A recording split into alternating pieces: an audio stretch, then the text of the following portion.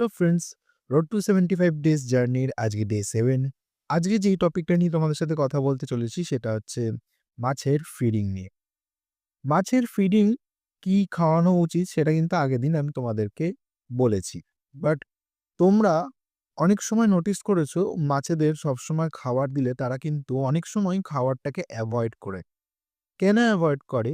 আর avoid করলে কি হয়? এভয়েড করলে তারা যখন খাবারটাকে ফেলে রাখছে তার ফলে তুমি ফিল্টার চালাতে পারছো না এবং যদি তার মধ্যে তুমি ফিল্টার চালিয়ে ফেলো তাহলে তোমার জলটা পুরোই নোংরা হয়ে যাচ্ছে। তোমরা যদি চাও যে তোমাদের মাছেরা তাড়াতাড়ি করে খাবারটাকে নিয়ে নিক, এভয়েড না করুক, তাহলে কিন্তু তোমরা একটা টিপস ফলো করতে পারো। যেটা আমিও করি। সেটা হচ্ছে তোমরা ১২ ঘন্টা পর তোমরা খাবার দিতে পারো। তাহলে দেখবে তোমাদের মাছেরা খুব তাড়াতাড়ি সেটাকে খেয়ে ফেলবে, এভয়েডটা করবে না। আমি দেখিয়ে দিচ্ছি। দেখতেই পাচ্ছ এখন বাজে ঘড়িতে সকাল ১০টা। আমি আমার মাছেদের খাবার দিয়ে দিচ্ছি। এই দেখো দিয়ে দিলাম এবং এই দেখো ওরা কি তাড়াতাড়ি সেটাকে মনোযোগ সহকারে খাওয়া শুরু করে দিয়েছে। এরা কিন্তু এভয়েড করছে না।